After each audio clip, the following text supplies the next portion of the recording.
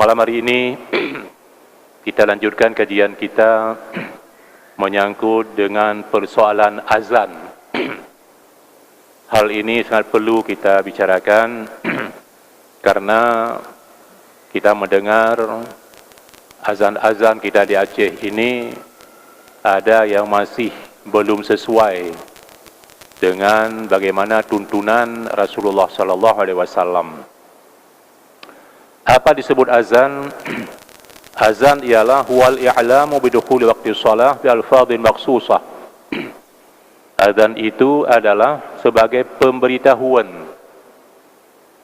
tibanya waktu salat dengan kalimat-kalimat tertentu, lafaz-lafaz yang telah ditentukan. Ini yang disebut definisi ta'rif dari azan itu. Dan azan ini wa syuri'a fi sanatil ula minal hijrah, disyariatkan pada tahun pertama hijrah Nabi tiba di kota Madinah. Dasarnya adalah sesuai dengan hadis riwayat Bukhari, Muslim, Tirmizi dan Nasa'i menyebutkan hal demikian. Para ulama sedikit berbeza pendapat tentang hukum azan dan iqamah ini. Sebahagian ulama mengatakan hukumnya sunat muakkadah, hampir mendekati wajib, sunat yang sangat dikuatkan. Namun sebahagian lagi mengatakan azan dan iqamat ini huma fardu kifayah. Kedua-duanya itu adalah fardu kifayah. Dalam arti kata, andai kata pada suatu tempat, dalam suatu negeri sudah ada azan, maka kelilingnya tidak perlu diazankan lagi. Ini disebut dengan fardu kifayah. Rasulullah dalam hadis beliau mengatakan, "Idza hadratil salatu falyu'adzin ahadukum, falyu'adzin lakum ahadukum." Apabila waktu salat itu telah tiba, maka hendaklah salah seorang di antara anda melakukan mengumandangkan azan. Ini hadis diriwayatkan oleh Imam Bukhari. Kita melihat kalimat-kalimat dalam azan ini itu mengandung berbagai hal. Ada mengandung masalah akidah. Itu kalimat pertama, Allahu Akbar. Doa Allah yang Maha Agung, tiada lain seagung Allah, Allahu Akbar. Itu mengandung persoalan akidah. Kemudian juga mengandung adanya Allah yang Maha Sempurna, yaitu kesaksian asyhadu an la ilaha illallah. Dan juga mengandung ketetapan kita, pengakuan kita tentang Muhammad sebagai utusan Allah. Dan juga di sana mengandung juga panggilan kita untuk beribadah pada Allah, untuk meraih kemenangan. Ini kalimat-kalimat dari hayya 'alas shalah dan hayya 'alal falah. Ini kalimat-kalimat azan. Hadirin mati Allah Subhanahu wa taala. Mari kita melihat sejarah azan. Sewaktu Rasulullah SAW tiba di Madinah, sudah diperintahkan untuk melakukan salat secara berjamaah. Para sahabat dan Rasul melakukan suatu rapat khusus bagaimana untuk memanggil kaum muslimin supaya berkumpul pada suatu tempat di Masjid Nabawi untuk salat berjamaah. Diminta usulan-usulan dari para sahabat apa yang kita lakukan. Ada sahabat memberi usul supaya kita pukul naqus. Naqus itu lonceng, ya. Kita memukul lonceng. Lalu ada yang jawab ini seperti Nasrani. Ya, tidak cocok dengan Islam. Ada juga yang usulkan qarn, tanduk. Tanduk itu tanduk binatang, biasanya dari kerbau. Di ujungnya dipotong, ada lubang sedikit, ditiup sehingga bunyinya menggema, besar suaranya. Itu adalah tanda ibadat orang Yahudi, tidak sesuai. Ada juga yang mengusulkan dibakar api. Bakar api, ini disebutkan sesuai dengan agama Majusi. Orang Persia waktu itu, sekarang Iran. Tidak sesuai hal demikian. Sehingga rapat menjadi jalan buntu. Tiba-tiba seorang sahabat terlelap. Ya, seorang sahabat terlelap, namanya Abdullah bin Zaid bin Abdi Rabbih namanya. Itu terlelap. Dalam terlelap tersebut, dia melihat seseorang manusia, seorang laki-laki membawa lonceng fi yadih, di tangannya. Lalu dia mengatakan, wahai hamba Allah, maukah kau jual lonceng di tanganmu itu? Lalu dijawab, untuk apa? Apa yang kau lakukan dengan lonceng ini? Lalu dijawab, kami akan menyerukan manusia untuk ibadah salat. Lalu laki-laki dia mengatakan, maukah aku tunjukkan kepadamu sesuatu yang lebih baik dari lonceng ini? Yaitu, untuk melakukan salat, panggillah dengan beberapa kalimat. Diajarkan melalui Allahu Akbar pertama sampai La ilaha illallah. Seperti azan sekarang ini. Diajarkan dalam mimpinya. Setelah sadar dari mimpi sekejap tadi, maka orang tadi menyampaikannya kepada Rasulullah sallallahu alaihi wasallam. Rasulullah mengatakan, coba ajarkan Bilal bin Rabah, karena Bilal bin Rabah suaranya itu tinggi, keras suaranya. Ajarkan Bilal bin Rabah kalimat-kalimat yang kau lihat dalam mimpi tadi. Maka azan pertama di dalam Islam dikumandangkan oleh Bilal bin Rabah. Bilal bin Rabah mengumandangkan azan yang pertama dalam Islam di Masjid Nabawi. Mendengar suara Bilal melakukan azan, didengar oleh Umar di rumah. Umar masih berada di rumah, didengar, lalu beliau lari tergopoh-gopoh. Dengan kain samadah di bahunya terseret jatuh. Sambil dia mengatakan, ya Rasulullah, saya barusan bermimpi pula. Mendengar suara seperti yang Bilal ucapkan dalam azan tadi. Maka Rasul mengatakan, falillahil hamd. Segala puji milik Allah semata. Ini hadis diriwayatkan oleh Ahmad, Abu Dawud, Ibnu Majah, Ibnu Khuzaimah dan Tirmizi.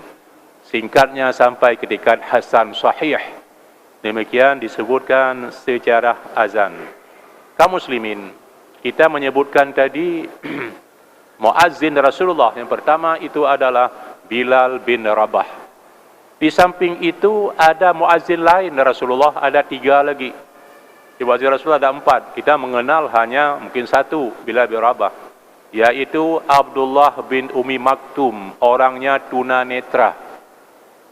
Sehingga khusus bulan Ramadan, dan juga di bulan yang lain sekarang ini di Mekah Madinah, saya melihat saya pulang di sana, itu untuk azan subuh itu 2 kali. Azan pertama 1 jam sebelum tiba waktu subuh. Ya, kalau waktu subuh di Madinah misalkan pukul 6.30, maka pukul 4.30 itu sudah azan pertama. 1 jam bedanya waktu dengan azan kedua.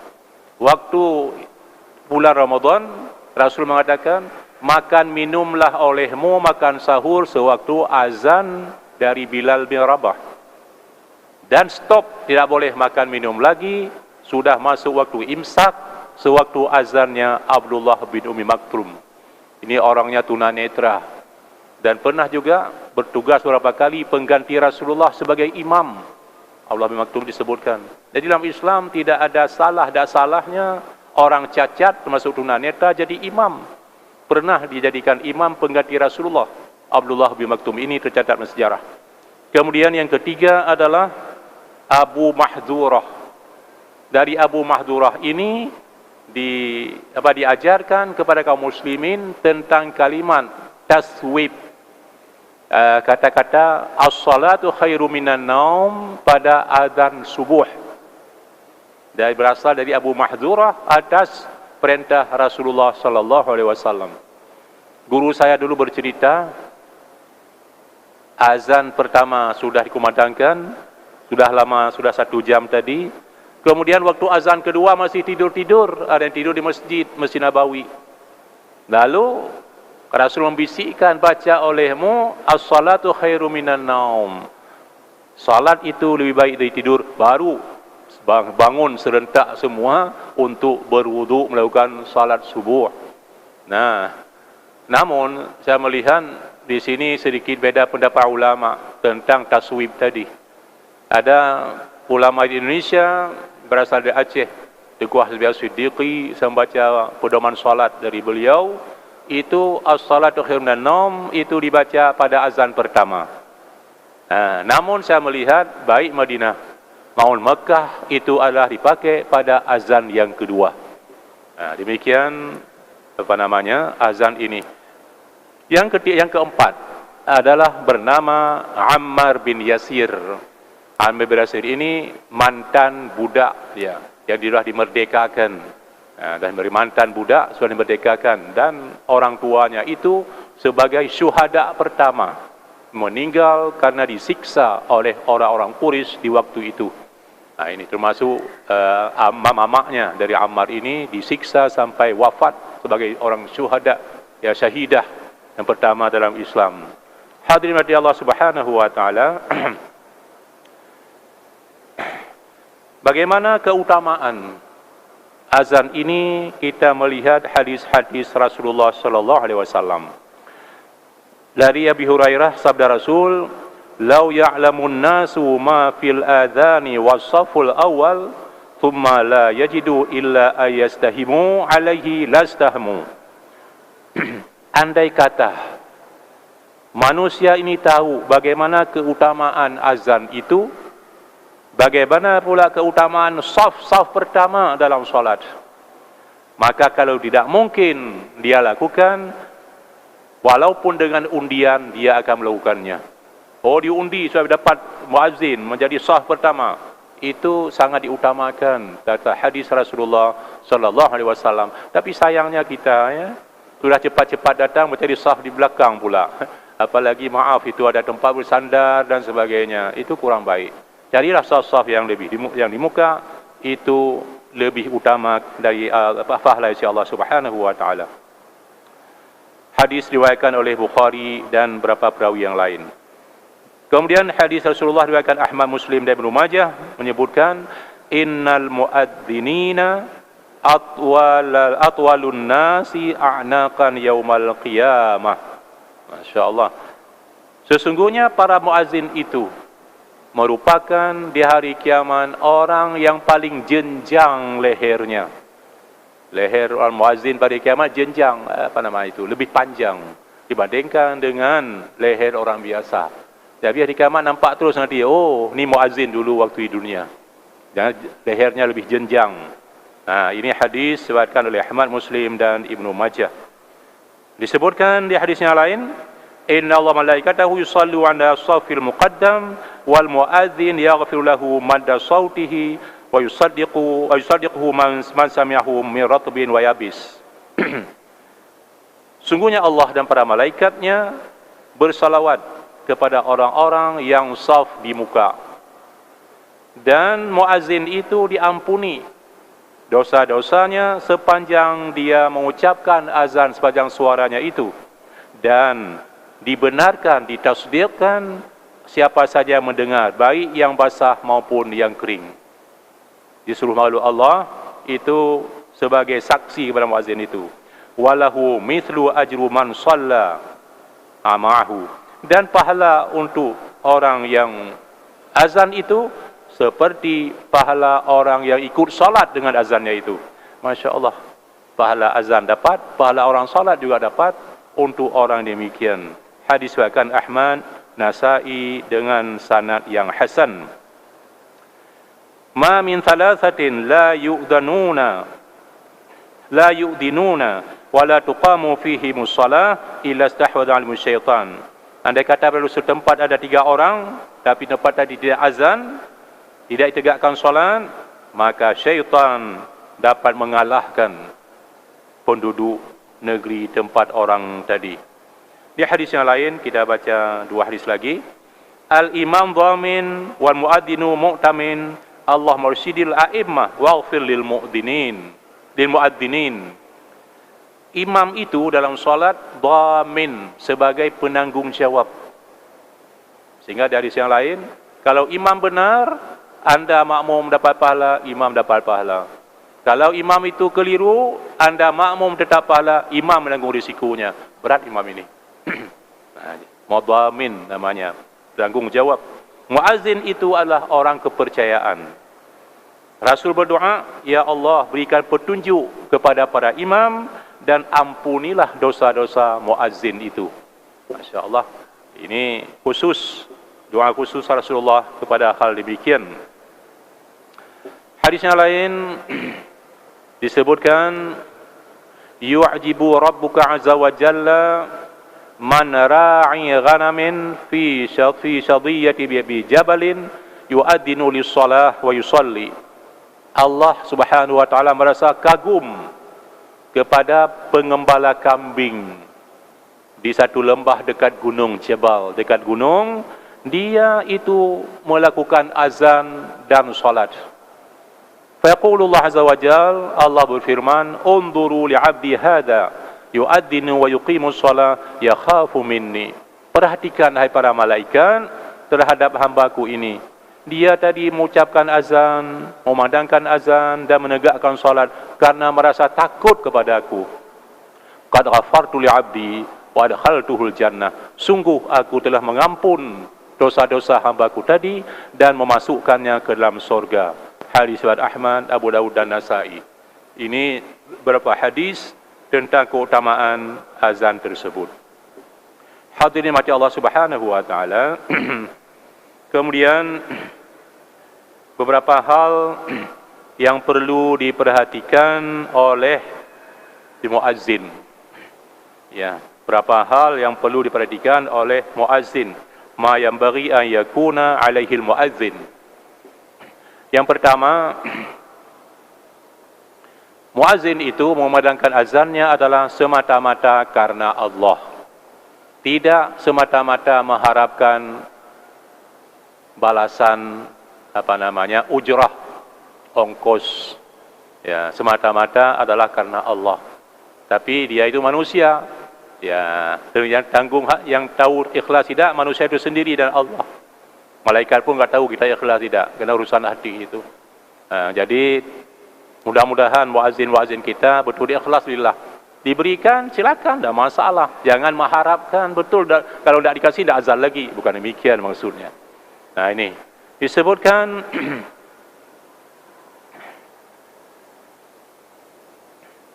hadis Rasulullah SAW dari Utsman bin Abi As.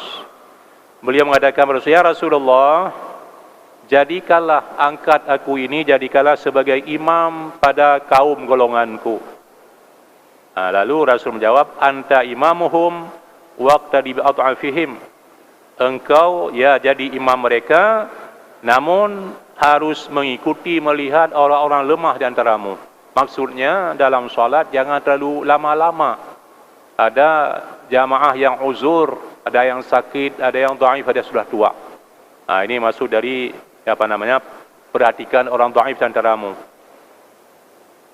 Wattakhidh muadzinan la ya'khudhu ala adzanihi ajra. Angkat seorang muazzin, namun muazzin itu tidak mengharapkan balasan, balasan ujrah, balasan ongkos. Ini hadis riwayat Abu Dawud, Nasa'i, Ibnu Majah dan Tirmizi. Ada hadis-hadis yang lain lagi tidak saya baca. Kemudian yang kedua, an yakuna tahiran minal haditsil asghari wal akbar. Muazzin itu suci dari hadas besar dan hadas kecil. Suci dari hadas besar, dari hadas kecil. Ya, kalau hadas besar jelas tak boleh mungkin masuk masjid untuk azan. Yang biar salah sedikit ada hadas kecil ini.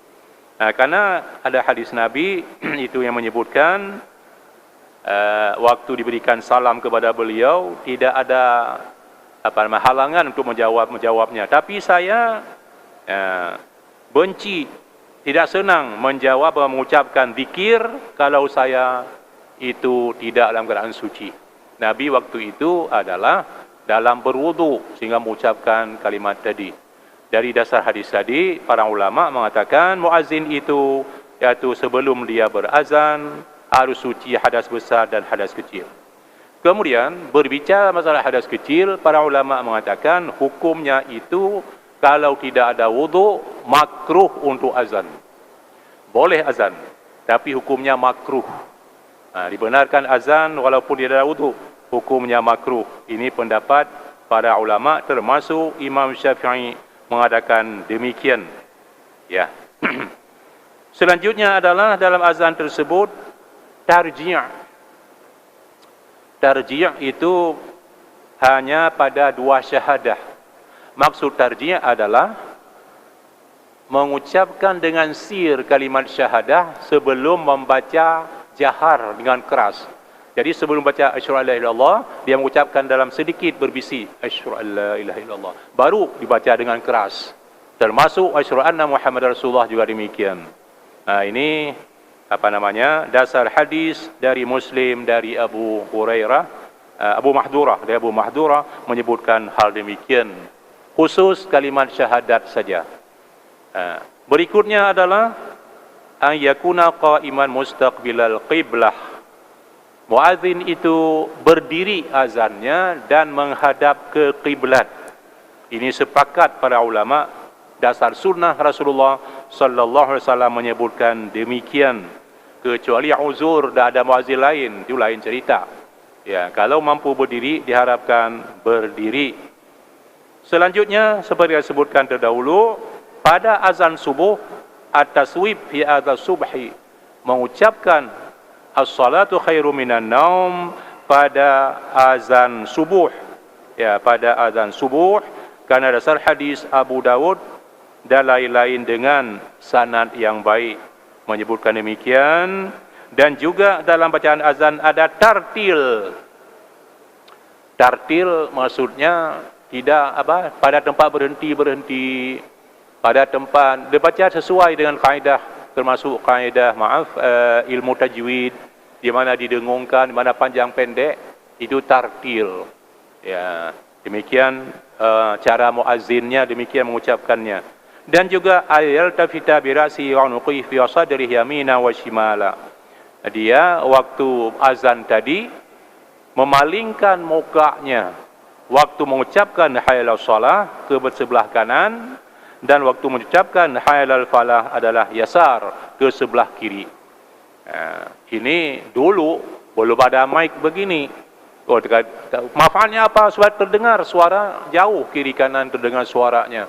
Sekarang sudah ada mikrofon. Namun sebahagian ulama mengatakan tetap sesuai dengan sunnah. Kepala muazzin walaupun sudah ada mikrofon, diputar kanan, diputar ke kiri. Namun caranya supaya suara itu seimbang, itu kalau putar ke kanan, kepala kita sedikit ke kiri. Putar kemari. Kalau tidak, mulut dah kena mic.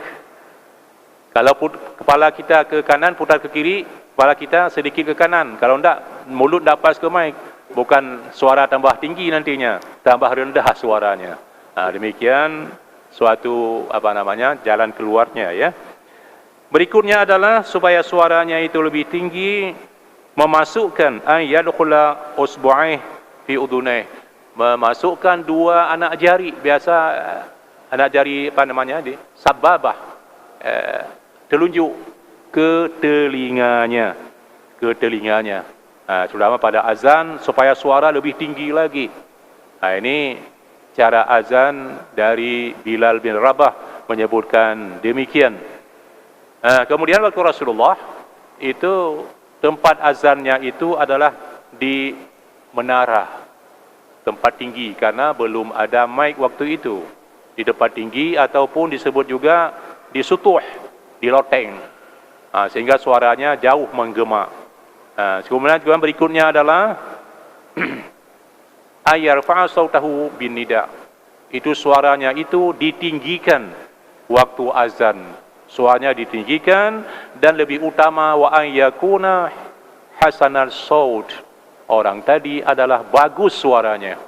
Kalau suara orang azan tidak bagus, ya tidak enak pula kita mendengar. Tapi kalau bagus, mendayu-dayu pula, seperti panggil, dipegang tangan kita untuk solat, Masya Allah.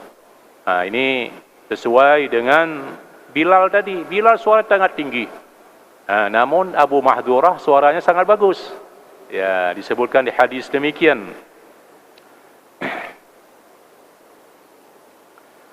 Dari Abu Sa'id Al-Khudri disebutkan Rasulullah SAW, yaitu orang yang penggembala kambing berada di tempat yang jauh, dia menjaga kambingnya di tempat jauh tadi, disuruh azan oleh Rasulullah, walaupun tidak ada orang lain. Disuruh azan, fa innahu la yasma'u ma dasalsul mu'adzin jin wala insan wala syai' illa syahidalahu yaumil qiyamah. Tidak ada yang mendengar suara azan sepanjang azan tadi, baik manusia maupun jin atau makhluk Allah lain, nanti menjadi saksi pada hari kiamat. Jadi walaupun kita ini berada tidak ada yang lain, seorang diri di tepi gunung sedang mengembala kambing, tetap dituntut disuruh azan. Karena bersama kita jadi najis saksi, bahkan di hadis pertama tadi, turut salat bersama orang tersebut, hamba-hamba Allah, makhluk Allah yang halus-halus itu, termasuk jin yang muslim, termasuk malaikat turut demikian. Kemudian azan tadi adalah pelan-pelan, ya tamahal. Dia tadi pelan-pelan, tidak cepat-cepat, dan dipisahkan antara kalimat dengan kalimat yang lain. Dipisah-pisah, jangan terus bersambung-sambung. Dibaca pelan-pelan dengan suara tinggi dan suara yang bagus. Jadi jangan sampai yasra'u fiha, cepat-cepat membacanya. Dilarang hal demikian. Kemudian juga dalam membaca azan dan iqamah tadi juga jangan sampai kita berbicara. Berbicara dalam iqamah dilarang, tapi dalam azan hukumnya makruh. Sedang azan mungkin ada sesuatu ingin kita ingatkan pada orang, boleh, tapi hukumnya makruh. Dalam iqamah dilarang hal demikian. Demikian disebutkan oleh para ulama. Hadirin mati Allah Subhanahu wa taala. Kemudian di dalam kita mendengar azan sebagai mustami' disuruh ucapkan kalimat-kalimat azan, kecuali waktu sampai kepada hayya 'alatain, hayya 'alas shalah, hayya 'alal falah, disuruh ucapkan la haula wala quwwata illa billah. Yang lain apa diucapkan muazzin itu kita ucapkan. Waktu hayya 'alatain, hayya 'alas shalah, hayya 'alal falah disuruh ucapkan adalah la haula wala quwwata illa billah. Tiada daya, tiada upaya kecuali dari Allah Subhanahu wa taala. Kenapa? Panggilan pada salat, panggilan mendapat kemenangan. Salat itu berat. Innaha lakabiratun illa 'alal khashi'in. Salat itu berat kecuali untuk orang yang khusyuk, orang sudah sadar. Jadi wajar kita mengucap la haula wala quwwata billah. Tidak ada daya upaya kecuali diberi kekuatan oleh Allah Subhanahu wa taala. Betapa banyak orang mendengar azan tak peduli dengan azan. Ya. Bahkan itu ada, kita menerima laporan satu masjid di Banda Aceh, saya sebutkan saja. Tidak sebut masjid di mana, tapi bukan Masjid Rahmat, Masjid Rabitul Rahman. Itu waktu azan dikumandangkan, ada seseorang keluar. Dilarang dalam Islam mendengar azan, mungkin pertemuan akan datang yang sampaikan, dilarang kalau sudah mendengar azan keluar dari masjid tersebut, kecuali itu berwuduk itu lain. Ini keluar dah solat di situ. Waktu ditanya, kenapa demikian? Kan tiap kali begitu, kenapa demikian? Apa jawabannya? Tidak mengenakan. Kau itu nama tahu nama masjid, jawabnya. Masya Allah. Itu jawaban orang tersebut. Orang lapor pada saya. Kau itu nama tahu nama masjid dan tempat lain. Itu orang tak salat nampaknya. Tadi dia dah duduk di masjid. Jadi inilah segala bukan tadi disuruh baca la haula wala quwata, karena ini masalah yang berat. Kemudian inilah kata Rasulullah, idza sami'tul muadzina faqulu mithla ma yaqul thumma sallu alayya fa innahu man shalla alayya salatan sallallahu biha asharan. Siapa apabila anda mendengar muazzin mengucapkan memandangkan azannya, katakanlah seperti apa dikatakannya. Selesai itu, maka bersalawatlah kepadaku. Siapa bersalawat kepadaku, maka Allah akan salawat kepadanya 10 kali. 10 kali diucapkan salawat oleh Allah, sekali salawat kepada Muhammad. Jadi habis azan kita suruh baca Allahumma salli ala Muhammad, salli ala Sayyidina Muhammad, wa ala alihi wasallam misalkan. Kita baca sudah la ilaha illallah itu. Baru kita membaca doa setelah azan. Apa doa setelah azan? Itu disebutkan di hadis Rasulullah SAW. Sallallahu li al-wasilata fa innaha manzilatu fil jannah la tambaghi ila li'abdin min ibadillah. Mintalah kepadaku wasilah. Kalau dibaca wasilah, itu ada itu doa di TV. Wasilah katanya, wasilah anak kambing. Salah-salah baca. Wasilah dengan sin. Bahasa Arab sedikit bergeser, lain artinya. Macam-macam pun baca. Masya Allah, tidak perhatian itu. Jadi suruh baca wasilah, minta kepada Rasulullah. Orang minta demikian, maka kata Rasulullah, manzilah itu satu kedudukan yang tinggi dalam surga. Diberikan khusus kepada seorang hambanya. Mudah-mudahan saya yang mendapatkannya. Kata Rasulullah. Siapa yang meminta wasilah untukku, halal lahu syafa'ati. Maka halal untuknya syafaatku pada hari kiamat. Hadis diriwayatkan oleh Imam Muslim. Kemudian dari Jabir disebutkan apa doa sesudah azan, disebutkan man qala hina yasma'un nida, siapa saja setelah mendengar panggilan azan mengucapkan Allahumma rabba hadhihi da'wati tammah was salatil qa'imah ati Muhammadanil wasilata wal fadilah wab'athhu maqama mahmudanil ladzi wa'adtah halal lahu syafa'ati yaumal qiyamah. Siapa mengucapkan itu, halallah baginya syafaatku pada hari kiamat. Mendapat syafaat dari Rasulullah SAW. Hadis diriwayatkan oleh Imam Bukhari. Jadi hadis sahih di situ. Tapi ada kita ulama-ulama kita menambah. Ditambah apa tadi? Wasyarafa wadratal aliyata rafi'ah. Baru wab'athu maqama mahmudan alladhi. Ini harus kita hati-hati. Wab'athu maqamal mahmudan alladhi. Atau wab'ath maqamam mahmudanil ladzi, ada dua bacaan, jangan salah-salah kita membaca. Insyaallah akan halal syafaat Nabi kita pada hari kiamat nanti. Ini adalah doa yang diucapkan seseorang sehabis azan. Di samping itu pula kaum muslimin, di antara azan dan iqamat sudah kita ucapkan doa tadi. Di samping kita salat, termasuk salat sesudah azan. Salat sunat antara dua azan. Bainal adhan, ini salatu liman sya'a. Antara dua azan dan salat dua rakaat bagi orang menghendakinya. Hukumnya sunat. Ada waktu yang tersisa, bacalah. Kata Rasulullah, sallallahu al-afwa wal afiyah fi dunia wal akhirah. Mintalah kepada Allah keampunan dan kedamaian dunia dan akhirat. Itu kita minta pada Allah. Karena kata Rasul, sintani la taruddani la turaddani, ada dua tempat yang tidak ditolak doa seorang. Kapan?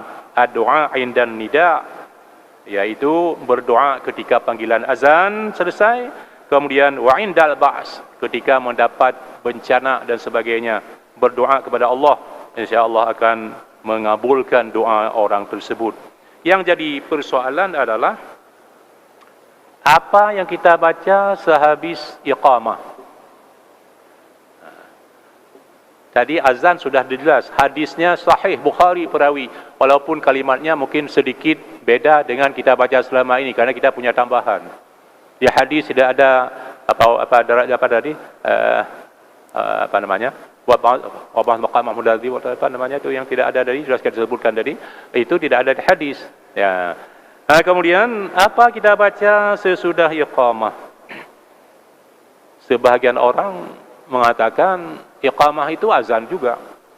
Azan memberitahukan salat sudah siap untuk dilakukan.